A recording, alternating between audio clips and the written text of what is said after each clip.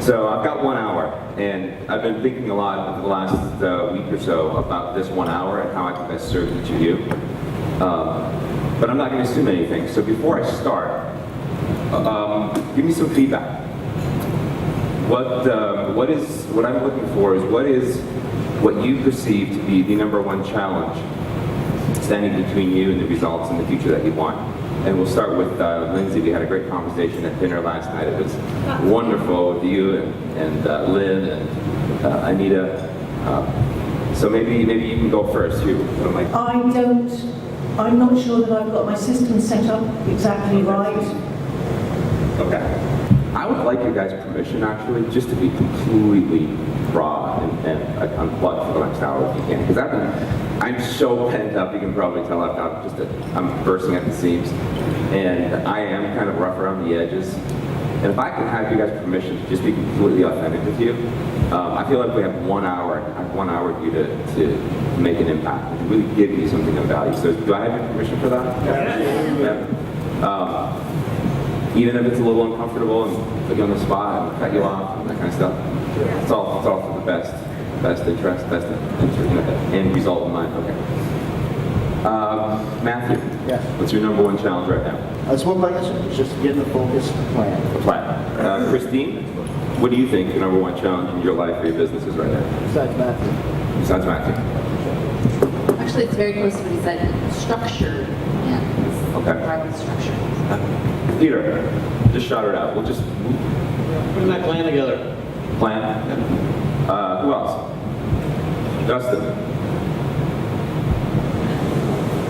I want to take the world on, and I can't.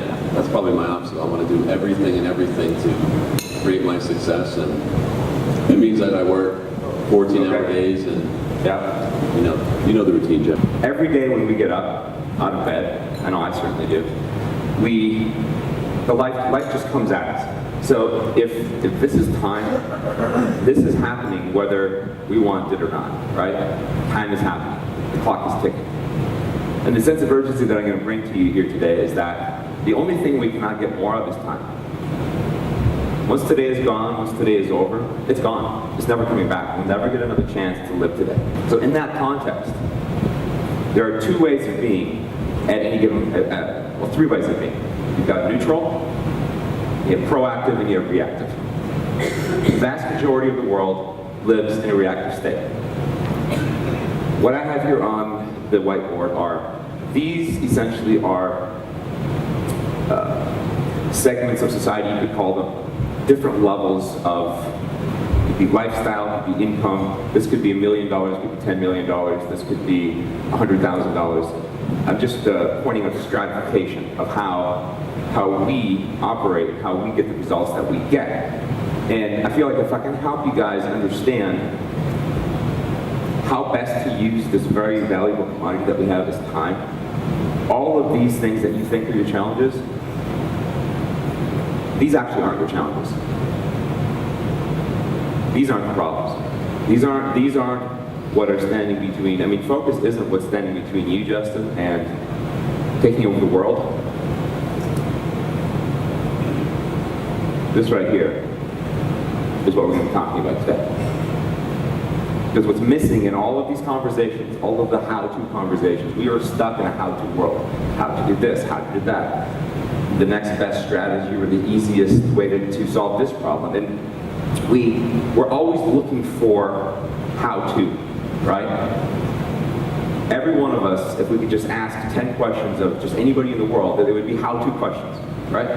How do I get from here to here, from here to here?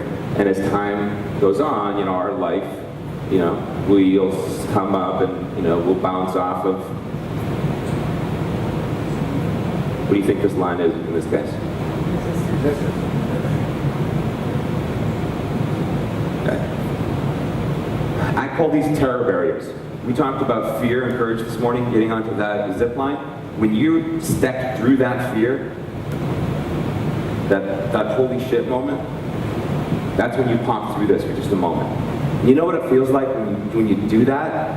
And immediately after you have this high, like, woohoo, I did something that I never did before, or I expanded my consciousness or my horizons. That's getting a glimpse of the next level. This here is our comfort zone. And our comfort zone dictates the quality of our life or our lifestyle. And for years, I lived, and let's just I'll use my personal story here. So let's say this is $50,000 right here, and say this is 250, say this is $1 million. For years, working at Midas, pain, pain. You bounce back and forth between pain. We try to stay in the middle of our comfort zone where it's the most comfortable. But we're more motivated by pain than we are by comfort. So what happens is we bounce along.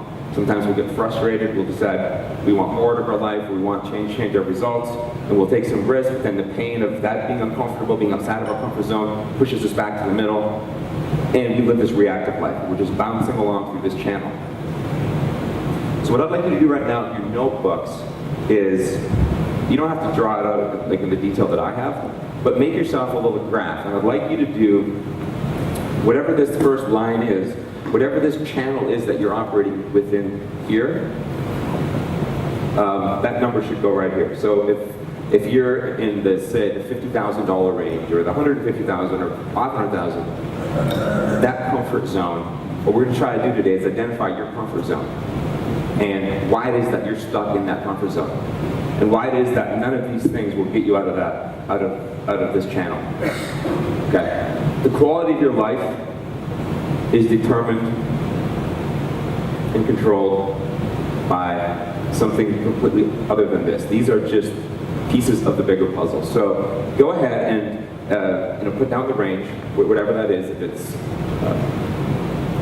50,000, 100,000, 250,000, whatever. Then on this top line up here, where do you want to be January 1, 2013? So that's this right up here.